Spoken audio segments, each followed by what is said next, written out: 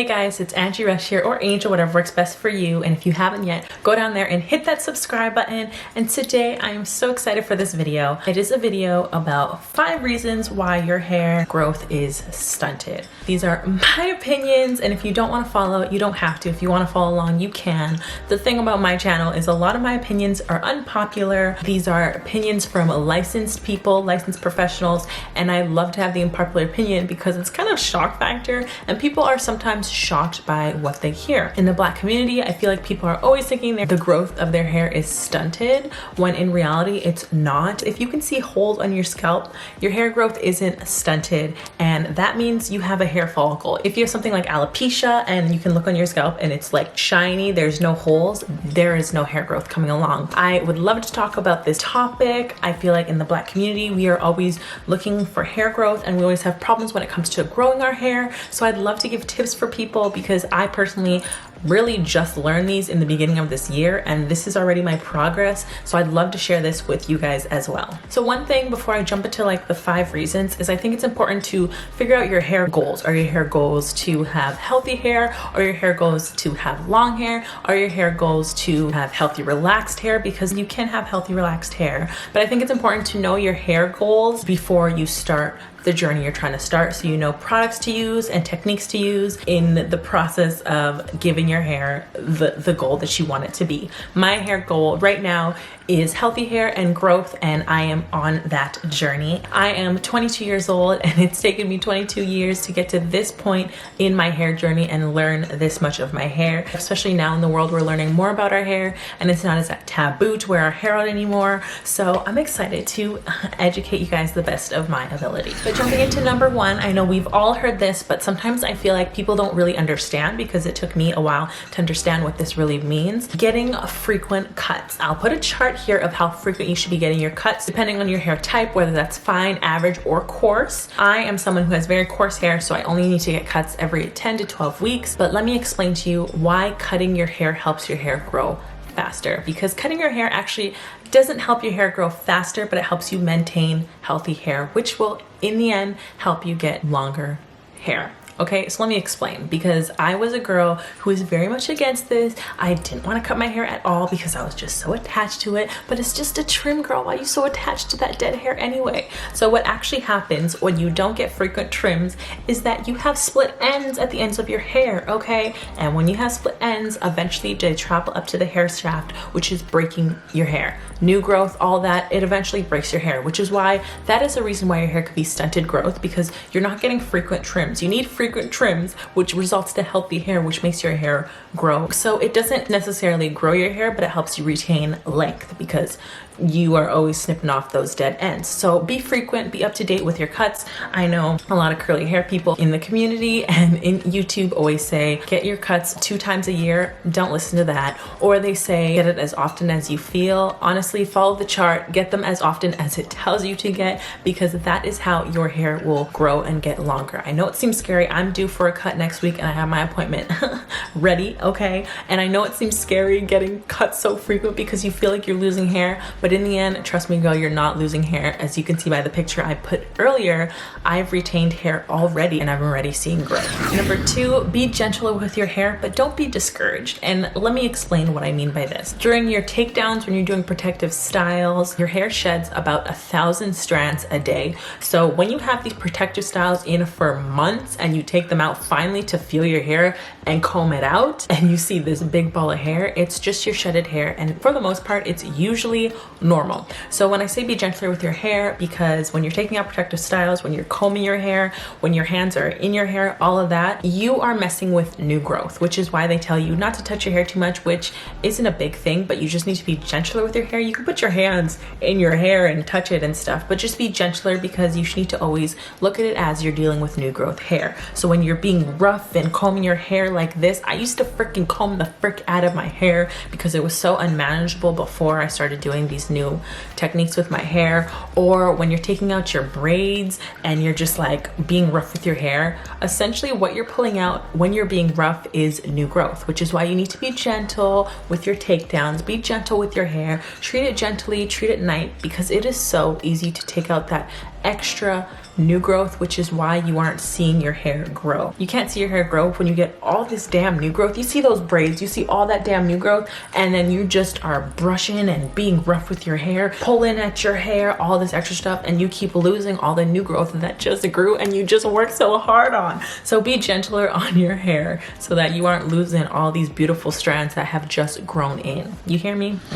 Number 4 is frequent washes. Now this is something that I know us as the natural hair community don't do often, mainly because we have some damn wash day routines. Your wash routine should not be a whole day. Your wash day routine can turn into a wash hour routine, and I will link that video up above so you guys can understand the products your hair actually needs to be healthy and flourish. You don't need all these extra knickknacks because most of them are a scam. We can talk about that later. But frequent washes, what that does is that removes buildup, which helps your hair, your whole damn, your pores, your follicles. Yeah, it helps them be free and breathe. Imagine your skin.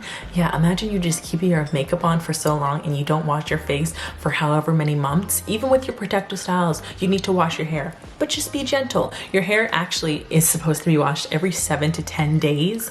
That is how frequent your hair should be washed. Other than that, it's disgusting. And this is from a licensed professional who has been in the industry for over 20 years. Washing your hair and keeping it clean is a way for it to grow. I know it seems crazy, but when you switch to a wash hour routine, wash days aren't as bad at all. I love washing my hair because guess what?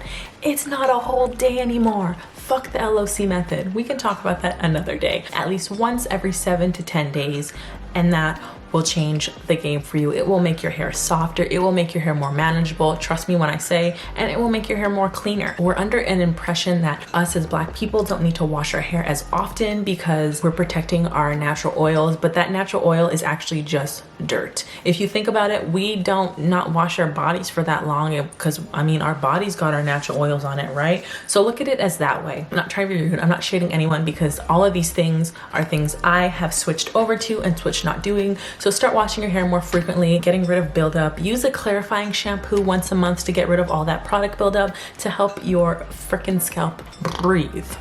Okay, breathe.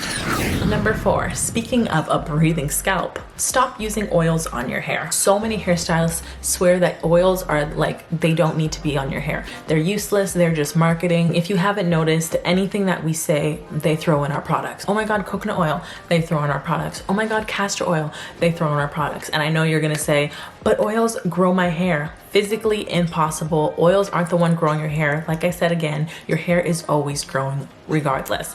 Oils aren't the ones that helping your hair grow faster. Trust me when I say it just weighs your hair down. Save your money, stop, ditch all the oils. They are just extra added bullshit on your hair. Literally, they're suffocating your scalp. They do not moisturize and they do not lock in moisture. I know that's a misconception too. You think oils lock in moisture. It's not like our skin. Oils and our sealants for our skin and our our hair are two separate things. Our hair actually needs to continue to be moisturized. It can't be, the moisture cannot be locked in with oil, which is why we frequently wash, because water is the source of hydration, which is why we need to wash more often. Hello, so our hairs are not as dry anymore. All that oils, all that grease, all that shit, ditch it. It isn't doing anything for your hair. Try it out. Do like an oil-free cleanse for a month and see how your hair acts and feels. If you think about it, most of us has never even felt our hair without oils, including me. I never felt my hair without oils. And now for the first time, I'm feeling my hair without oils and it just feels free and beautiful and just amazing. Okay. Oil isn't a damn fertilizer and your hair is not grass. Hair growth just in the end doesn't work that way. Number 5, hair growth works literally internally. As Hair by Jennifer NYC has stated, nothing topically can increase your growth rate. Literally nothing. There's no creams, there's no butters, there's no oils. Nothing can increase your growth rate. Growth is mostly consistent and is affected eternally, which means eat healthy, drink your water, eat your vitamins. That is probably the best way to enhance your hair growth rate. But all these oils and all these topical treatments that you add and all these DIYs, ditch it. It's not doing shit. As much as you think it is, it really isn't.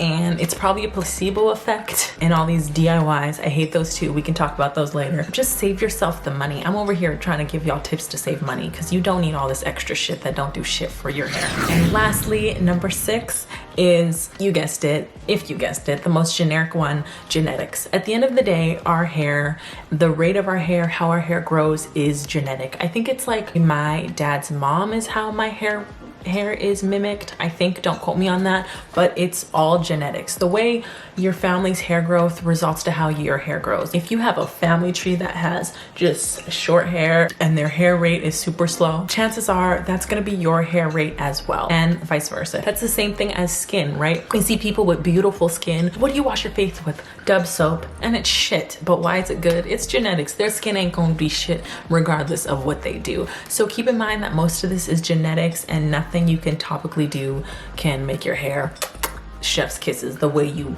probably physically want. But those are my 6 reasons as to why your hair might be stunted. I love talking about hair, especially the unpopular opinions, because I love hearing what people say. None of this is what I'm telling you to do. These are tips. Take it as you will. Take it how you want. If you don't want to do it, you don't have to do it. I'm not with you at the end of the day to wash your hair, to style your hair. Whatever you want to put in your hair, you can put on your hair. But remember, the tips I'm giving you are saving you money, saving you time. So why not help yourself instead of suffering? Fall in love with your hair again and try some of these tips. If you guys want to see more videos, I would love to give them to you because I have so much opinions about skin and hair, and I love talking about this. So take it as you will. It's totally up to you. Again, I'm just here to inform you, give you guys the information that I've learned from professionals. Stop putting some random stuff in your hair like these rice rollers and stuff, because in the end they can damage your hair, and who's responsible at the end? You're the one who's got to suffer it in the end. Because guess what? These DIYs are typically just rotten food you're putting on your hair. But thank you guys so much for watching this video again. I hope you guys enjoyed. Don't forget to comment, rate, and subscribe. I love you guys so much. Remember to be humble, okay? And always remember, self-love is the best love. And it's not goodbye. It's see you Monday. Bye guys. Bye. Enjoyed your time. Still getting closer to my dreams. Look, excuse me as I take a step closer to my dreams.